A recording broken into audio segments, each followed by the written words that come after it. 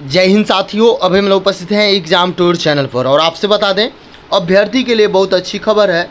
यहाँ पे देखिएगा, पहला खबर की बात करेंगे। पटना से गिरफ्तार डिवीजन अकाउंटेंट मास्टरमाइंड जो ये प्रश्न पत्र आउट कराते थे। यहाँ देखिएगा, शिक्षा विभाग निगरानी ब्यूरो से मिले पत्र के बाद अपर मुख्य सचिव दिया जवाब। शिक्षकों के सभी प्रमाण पत्रों की जाँच होगी निगरानी के साथ, के पाठक जी बोले हैं। 2578 से अधिक शिक्षक सेवकों की होगी बहाली। आगे देखिएगा, 16,000 मानदेय पर रखे जाएंगे कंप्यूटर ऑपरेटर। यानी कि इसमें जो अभ्यर्थी जॉब करना चाहते हैं वो भी इस वीडियो को देखेंगे, या जो अभ्यर्थी किसी भी कॉम्पिटिटिव एग्जाम की तैयारी करते हैं वो भी देखेंगे।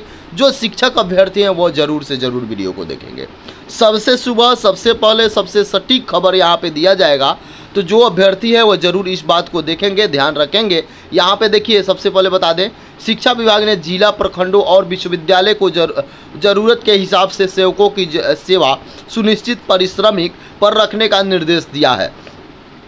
इसके लिए विभाग द्वारा निश्चित राशि भी तय कर दी गई है। किस तरह के कर्मी को कितना परिश्रमिक दिया जाएगा, इसी क्रम में कहा गया है कि 35,000 पर प्रोग्रामर रखे जाएंगे, 16,000 पर कंप्यूटर ऑपरेटर और 20,000 पर महीने पर स्टेनोग्राफर रखे जा सकेंगे। यहाँ पे देख सकते हैं, साफ तौर पर बताया गया है कि किनका कितना वेतन होगा। वहीं सुरक्षा गार्ड को न्यूनतम मजदूरी तो जो तय है उसके आधार पर रखा जा सकता है। विभाग के निर्देशक प्रशासक सुबोध कुमार चौधरी ने सभी क्षेत्रीय उप निर्देशकों और जिला शिक्षा पदाधिकारी को इस संबंध में पत्र लिखा है। इसमें कहा गया है कि जिला, प्रखंड और विद्यालय स्तर पर काफ़ी राशि पड़ रही है और पदाधिकारी व प्रधानाध्यापक उचित निर्णय नहीं ले सकते हैं। इसलिए शिक्षा विभाग ने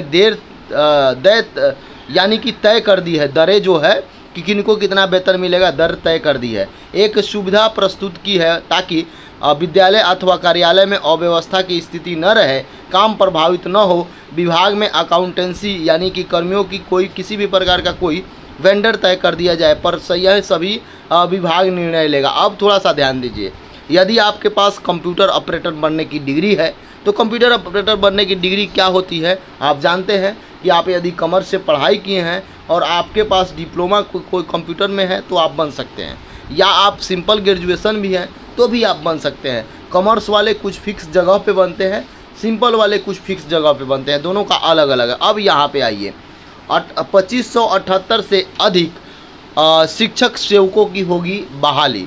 तो ये शिक्षक सेवक क्या है, इनका काम क्या है, इसके बारे में जानेंगे। शिक्षा विभाग अक्षर आंचल योजना के तहत, यानी कि सभी को साक्षर किया जाता है, सभी को अक्षर सिखाया जाता है, उस योजना के तहत 2578 से अधिक शिक्षक सेवकों की बहाली की जा रही है। शिक्षा विभाग के अपर मुख्य सचिव के पाठक ने प्रदेश के सभी डीएम को इस संदर्भ में पत्र लिखा है। यह बहाली जिला अधिकारी की देखरेख में होगी। दरअसल 24 जुलाई को जिलावार रिक्ति पदों की सूची के साथ बहाली की पूरी प्रक्रिया से संबंधित एक कैलेंडर जारी कर दिया गया है, सभी डीएम को भेजा गया है। 19 अगस्त तारीख का विज्ञापन जारी कर दिया जाएगा। 4 सितंबर तक आवेदन लिए जाएंगे। वर्क कैलेंडर के अनुसार 31 जुलाई तक आबादी की पखवाड़ा का सूची बनाई जाएगी। 5 अगस्त को महादलित, दलित और अल्पसंख्यक अति पिछड़ा बहुल्य टोला में प्रखंडवार रिक्ति निर्धारित किया जाएगा। 14 अगस्त तक संबंधित वार्ड के निर्वाचित वार्ड सदस्य की अध्यक्षता में चयन समिति का गठन किया जाएगा। 19 अगस्त तक नियोजन के लिए NIC की वेबसाइट तथा प्रखंड के सार्वजनिक स्थल पर नोटिस चिपका कर सार्वजनिक जानकारी दी जाएगी। 4 सितंबर तक आवेदन लिए जाएंगे। 9 सितंबर तक मेधा अंक की गणना की जाएगी। 16 सितंबर तक आपत्ति ली जाएगी। यही सब है, और शिक्षक बहाली में अंक के आधार पर होगा, देख सकते हैं, यानी कि मेधा सूची के आधार पर। तो ऐसे कैंडिडेट जो चाहते हैं कि इसमें सेवा देना या चाहते हैं शिक्षक बनना, यानी कि शिक्षक सेवक बनना, तो वह ज़रूर आप मेरे संपर्क करिए। संपर्क करने का अर्थ हुआ कि एग्जाम टूर को सब्सक्राइब कर लीजिए, सुनते रहिए, जानते रहिए, पल पल की अपडेट इससे जो भी अभ्यर्थी हैं उनको मिलता है। आगे आइए, इसमें सब डेट फिक्स कर दिया गया। अब यहाँ पे आइए, शिक्षा विभाग निगरानी के साथ मिलकर ये काम करेंगे। यहाँ पे देखिएगा, 4 घंटे ऑफिस व 4 घंटे फील्ड में बिताएं अधिकारी। तो अब क्या होगा, शिक्षा विभाग के अपर मुख्य सचिव के पाठक निगरानी ब्यूरो के महानिदेशक से कहा कि क्षेत्रीय कार्यालय की तरफ से उपलब्ध कराए गए सभी प्रमाण पत्रों की जांच कार्रवाई शुरू हो जाए।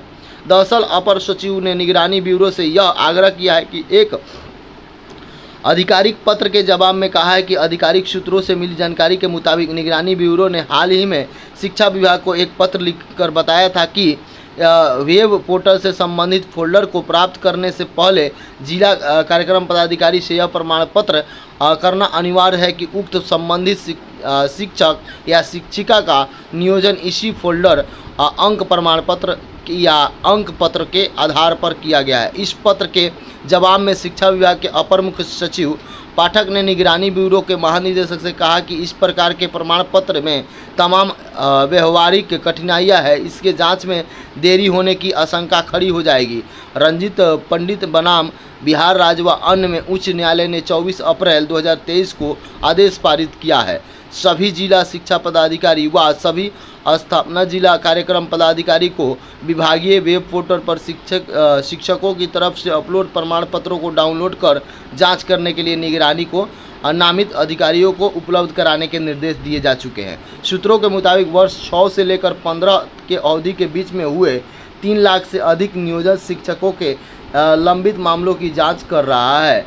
यानी कि जो शिक्षकों की बहाली हुई है उनकी जांच हो रही। अब यहाँ पे देखिएगा, सबसे अंत में एक खबर दिखा रहे हैं, आप देखे होइएगा बीपीएससी का प्रश्न पत्र आउट हो जाता है और उसके बाद आप देखे होइएगा सीजीएल का प्रश्न पत्र आउट हो जाता है, बीएसएससी का आउट हो जाता है। यानी कि उसको लेकर एक 12 वाला मामला है जिसमें ये गिरफ्तार हुए हैं। एसएससी सीजीएल का प्रश्न पत्र लीक हुआ था 12 में, उसको लेकर पटना से गिरफ्तार डिविजनल अकाउंटेंट निकला मास्टरमाइंड। यहाँ देख लीजिए, एसएससी पेपर लीक मामला में ये कई सारे पेपर लीक मामले में शामिल थे सबसे पहले, लेकिन गिरफ्तार हुए एसएससी पेपर लीक मामले में। उसके बाद नीचे आइएगा तो जानिएगा उसके बाद इसके अलावा सेंट्रल पुलिस ऑर्गेनाइजेशन की परीक्षा में भी प्रश्न पत्र लीक कराने में शामिल था। सूत्रों का कहना है कि वर्ष 2022 में राजकुमार आदि के साथ मिलकर यहाँ पे बीपीएससी का प्रश्न पत्र लीक मामले में भी शामिल था। पता ये कैसा ये लोग होते हैं, ताकि इन लोगों को ये समझ में नहीं आता है कि जो बच्चे जिनके पास खाने की नहीं होती है वो दाल भात चोखा खा के रह के पढ़ाई करते हैं और उनके साथ ये लोग कितना गद्दारी करते हैं ये भी सोचना चाहिए। देखिए यहाँ पे एसएससी सीजीएल की परीक्षा का प्रश्न पत्र लीक मामले में ओडिशा के बालासोर की पुलिस ने पटना व कोलकाता में छापामारी कर 8 परीक्षा माफियाओं को गिरफ्तार किया। खास बात यह है कि पकड़ा गया ग्रामीण कार्य विभाग का डिविजनल अकाउंटेंट विशाल चौधरी गिरोह का मास्टरमाइंड निकला। बताइए ये सरकारी जॉब में था, इसको ये सब करने की क्या ज़रूरत थी, मास्टरमाइंड निकला। इसकी निशानदेही पर पुलिस टीम ने इसके एक और साथी विकास को भी पटना से गिरफ्तार कर लिया। इसके बाद कोलकाता में छापेमारी की गई और गिरोह के अन्य सदस्य हाजीपुर में वीरेंद्र सिंह, जयपुर में सुशांत, गजमा में गोविंद चंद्र त्रिपाठी, सुशील, बालासोर के कृष्ण बेहरा, यहाँ देखिएगा साहू को गिरफ्तार कर लिया गया है। बालासोर एसपी सागरिका नाथ ने इस सभी को गिरफ्तार की पुष्टि की। सूत्रों के अनुसार गिरफ्तार विशाल चौधरी वर्ष 2012 में हुए सीजीएल की परीक्षा में प्रश्न पत्र लीक मामले में शामिल था। इसे सेटिंग करके टैक्स असिस्टेंट की नौकरी ले ली। ये देखिए कितना साजिश किया कि अपने खुद भी नौकरी ले लिया और दुर्गापुर में काम करता था, लेकिन बाद में इसके नौकरी छोड़नी पड़ी। इसके अलावा सेंट्रल पुलिस इस सारे चीज़ों में प्रश्न पत्र आउट कराया है। 2022 वाला जो बीपीएससी हुआ था उसमें भी इसका हाथ था। प्रिंटिंग प्रेस से ये लोग वीरेंद्र ने दिया था प्रश्न पत्र। वीरेंद्र सिंह कोलकाता स्थित प्रिंटिंग प्रेस में काम करता था और इसकी दोस्ती विशाल चौधरी के भाई से थी। वीरेंद्र ने ही प्रश्न पत्र के संबंध में जानकारी दी और इसके बाद ही प्रश्न पत्र लीक करने की योजना बनाई। इसके लिए विशाल ने समस्तीपुर के विद्यापति नगर निवासी जितेंद्र गुप्ता के संपर्क किया और अभ्यर्थी को जुटाने का काम शुरू किया। वीरेंद्र ने ही विशाल व जितेंद्र गुप्ता को प्रश्न पत्र दिया। इसके बाद से ये 16 जुलाई को बंगाल के दीघा के पास एक होटल में अभ्यर्थी को ले गए और वहां प्रश्न पत्र व उत्तर की रट लगवाने लगे थे। इसी दौरान बालासोर पुलिस ने छापेमारी कर वीरेंद्र को 9 साथियों के साथ गिरफ्तार कर लिया। देखिए ये कितना गलत बात है, किसी भी अभ्यर्थी के साथ ये लोग खेल जाते हैं। थोड़ा भी इन लोगों को ध्यान में नहीं आता है कि ऐसा नहीं करना चाहिए।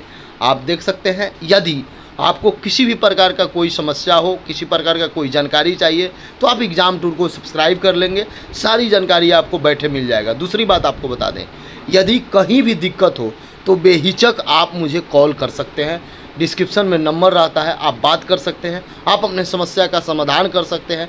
केवल और केवल पढ़ाई से रिलेटेड होना चाहिए, केवल और केवल कैरियर से रिलेटेड होना चाहिए, इसके अलावा आप कॉल ना करेंगे, मैसेज कर सकते हैं। जय हिंद।